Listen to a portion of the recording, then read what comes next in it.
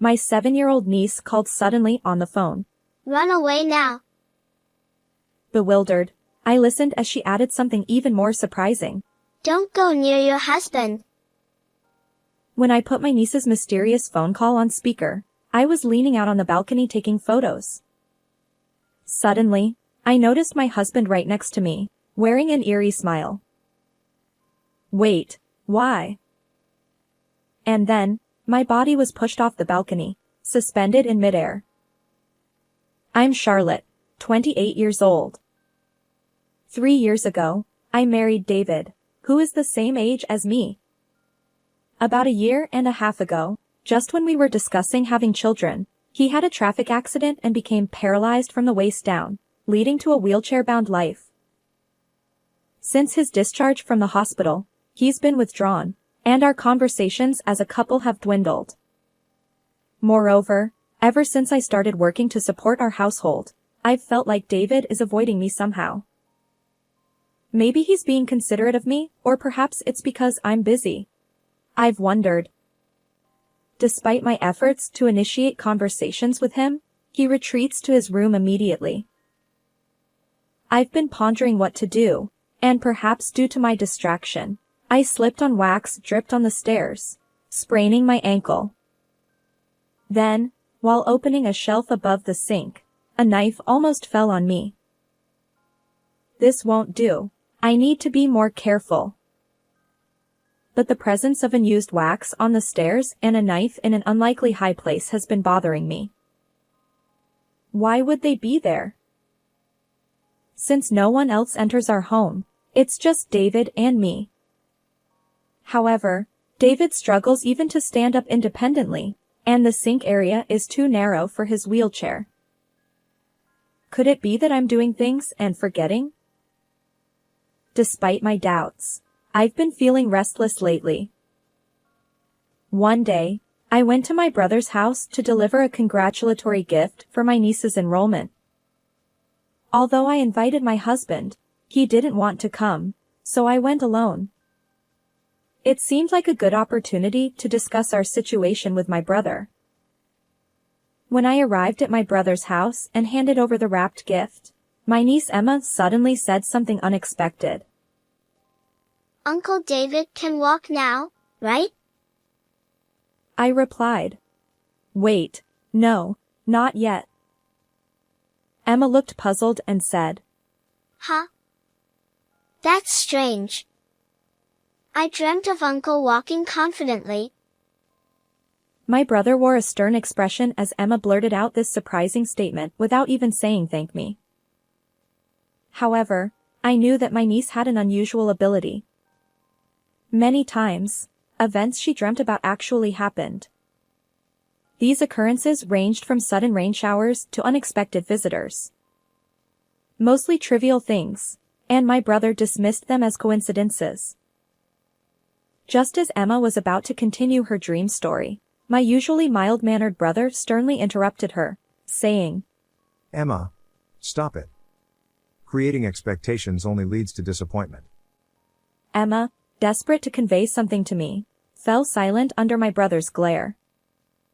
Frowning and upset, she lowered her gaze. Thank you, Emma. It makes me happy to hear that David might be able to walk. Both my husband and I had hoped for this outcome. Emma's mysterious words provided a glimmer of hope for David's future, lightening my heart. Perhaps, someday, my husband really will walk.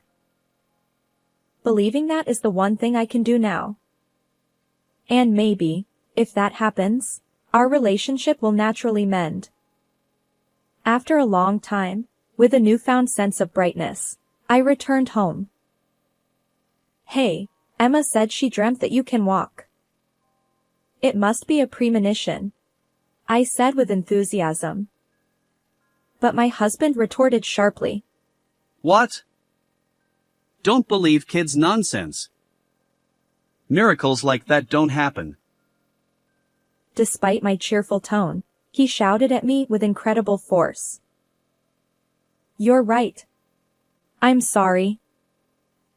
Even though he grapples with his immobile legs every day, I thoughtlessly uttered baseless remarks. My shallowness left me deeply remorseful. I deserved to be scolded, I thought. Since that day, my husband has secluded himself in his room, refusing to share meals together. Even though we're under the same roof, I seem utterly alone. I made your favorite beef stew. Let's eat together, I offered. His response was cold. Not interested. Attempting to repair our relationship, I spoke through the door, but his words echoed harshly. The doorknob yielded no entry. The lock remained engaged from the inside. Please, open the door.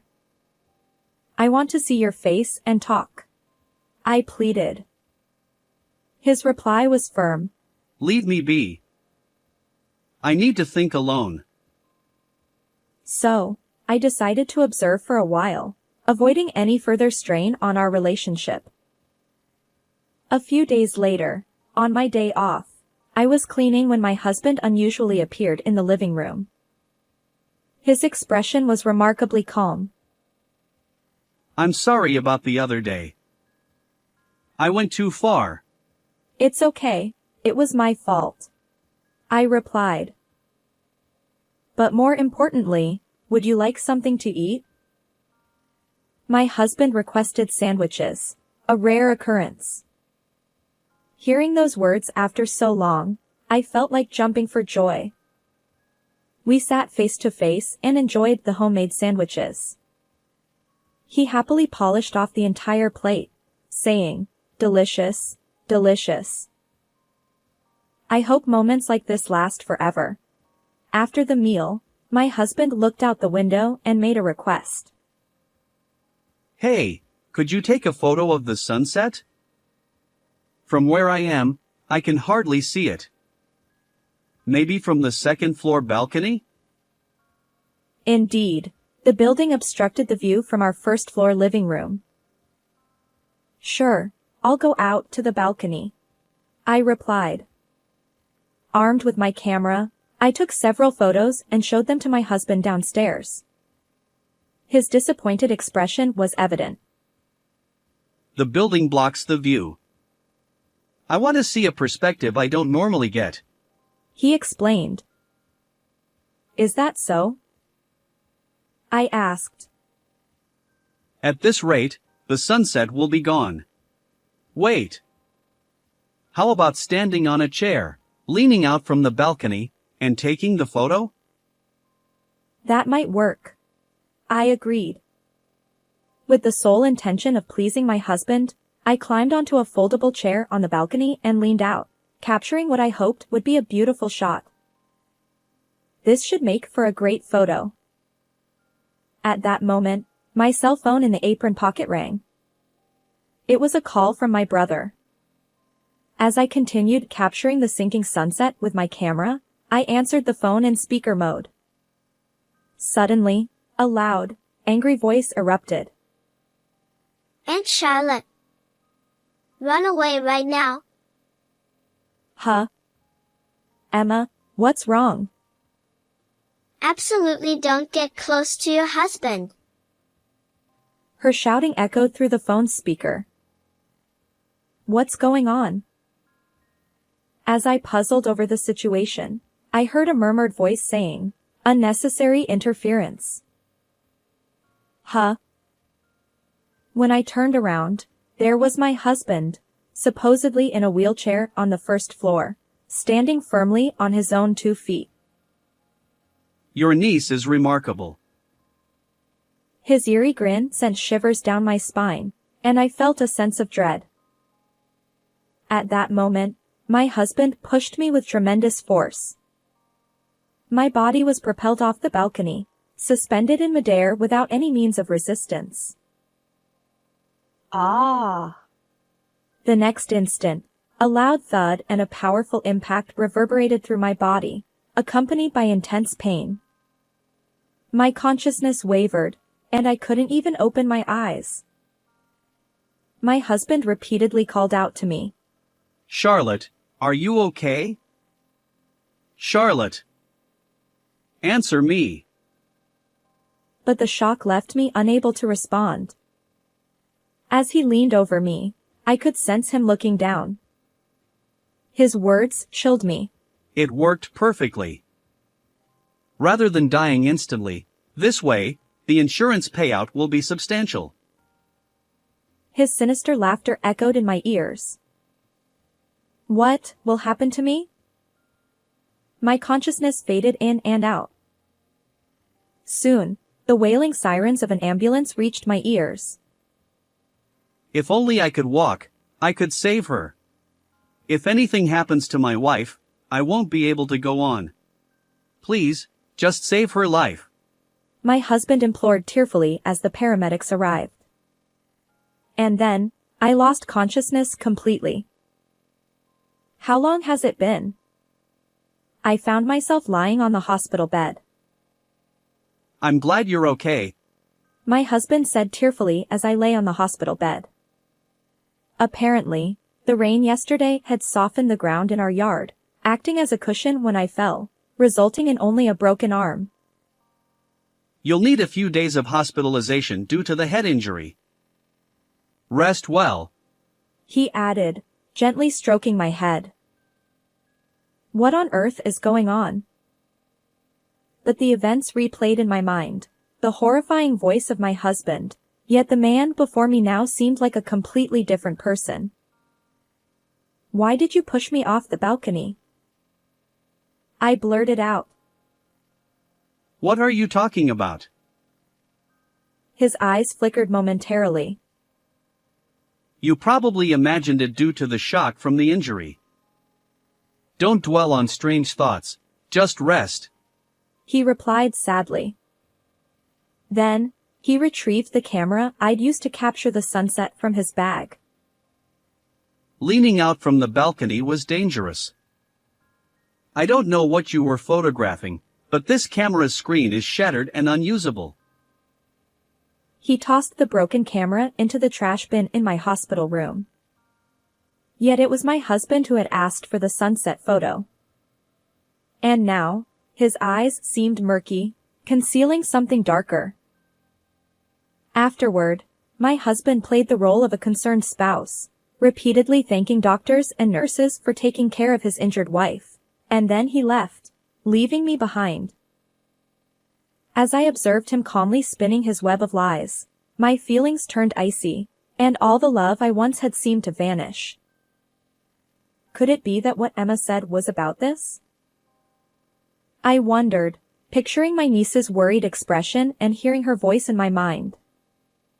Why didn't I take her words more seriously when she tried to help me with her mysterious abilities? The next day, as soon as I could sit up, I contacted my brother. Charlotte, are you okay? Thank goodness. He exclaimed. He had been worried after hearing my screams during our previous phone call. When I informed him about my broken arm and hospitalization, he promised to come right away. My brother arrived at the hospital with my niece in tow. Emma, her eyes filled with sadness, gently stroked my arm, which was encased in a cast. She revealed something surprising. When we last met, I wanted to tell you, Aunt Charlotte, I kept having dreams of you falling from a high place. It seems Emma was right. I replied. Emma had secretly used my brother's phone to call me after having the same dream again. My brother apologized, saying, I should have listened more carefully to what Emma was saying. He continued. From the tone of your phone call, I pieced together most of the situation. As he recounted what he had heard during our call, he revealed shocking facts I hadn't known. Determined, I thought, I'll expose all of that person's lies. And so, I made up my mind. 3 days later, I was discharged and returned home. As I entered the living room, my husband sat in his wheelchair. Oh, you're already discharged? It would have been better if you had taken more time for treatment. He was playing the role of a concerned spouse. His act made me nauseous, When I handed him the photo, his expression changed. Why?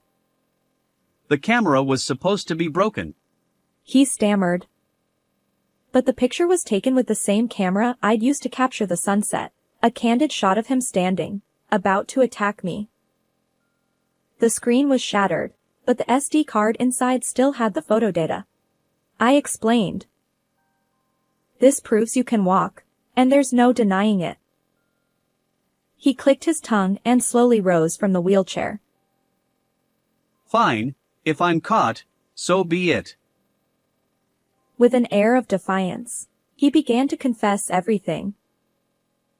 It appears that after the accident, my husband genuinely couldn't walk at first, but around 2 months later, he gradually regained the ability to walk. However, he continued pretending to be disabled because he believed it would yield higher compensation, insurance payouts, hospital fees, and the like.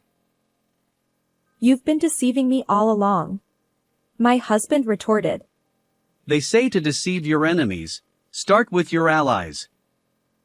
And besides, there's no better deal than this. I've been genuinely worried about you, and I've done so much for you. I replied. He smirked, an unsettling grin on his face.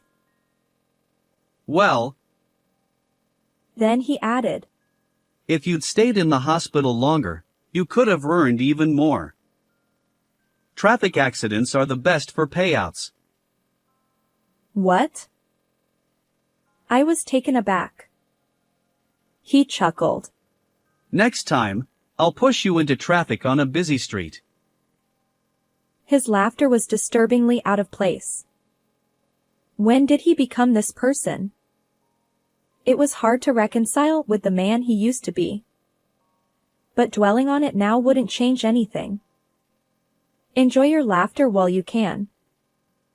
I'm reporting you to the police for pushing me, I declared. Without evidence? He challenged. What? I was incredulous. He leaned back in his wheelchair, feigning vulnerability. That photo was probably doctored. I really can't walk. Despite having just stood up, he resumed the wheelchair-bound act, attempting to evoke sympathy. I was utterly exasperated. Enough. There's more evidence. Another piece of evidence was an audio recording where my husband's voice could be heard saying, It worked perfectly. The insurance payout will be substantial. You didn't believe in Emma's mysterious abilities, but thanks to her, I obtained this evidence. That was the recording my brother made when he heard my scream after Emma called with a premonition dream. By the way, I'm also recording our current conversation on a voice recorder, I added. My husband retorted. Hand it over to me. My husband, who had always worn a faint smile, suddenly lunged at me, attempting to snatch them away. Call the police right away, I shouted, and my brother entered the living room. As it turns out, he had driven me home from the hospital. He had been secretly observing us the whole time. What have you done to my sister? My brother's clenched fist trembled with anger. Suddenly, my husband's demeanor changed dramatically, and he began apologizing profusely. Please, don't involve the police. He pleaded. You're apologizing to the wrong person. My brother retorted. My husband then took my hand, tears in his eyes. But I knew it was all an act. Charlotte, forgive my mistakes. Despite pushing me off the balcony and causing my broken arm, how could he ask for forgiveness? And to think he had secretly hoped I wouldn't regain consciousness. I'll never forget his words from that day. Why did you go to such lengths for money? You already received compensation and life insurance, didn't you? I asked. Well, my husband hesitated. Surprisingly, he had invested in stocks online to increase his gains, resulting in significant losses. He had even taken out loans, leaving me utterly exasperated. Charlotte, I'm truly sorry. Will you forgive me? Your actions are unforgivable, I replied. You need to fully grasp the weight of your guilt. Seemingly desperate, my husband bolted toward the front door, attempting to escape. But the police arrived just in time, apprehending him immediately. Watching this unfold, Emma murmured with wide-eyed surprise. Uncle David, so you really could walk. Enough. It's your fault. My husband snapped at our innocent niece. Emma calmly responded. You know, I dreamt that Uncle was wearing striped clothes and sitting in a dark room, holding his knees. Emma's prophetic dreams are real, I affirmed. Ugh. This is the worst. He shouted. My husband's miserable departure in the police car hinted at a grim future. Afterward, my husband and I divorced through legal channels. He had caused my injury, and I sought compensation. His deception for financial gain ultimately caught up with him, just as my niece had predicted. Furthermore, all the ill-gotten money will be reclaimed, and after serving his sentence, he is obligated to repay the full amount. I hope he lives with remorse for deceiving others from now on. I returned to work about a month and a half later, my broken arm healed. Occasionally, I share meals with my niece, who still dreams of the future. According to Emma, I'll meet a wonderful man and walk through life with him. I choose to believe in that bright future. How did you find this story? If you enjoyed it, consider subscribing to our channel. Until next time.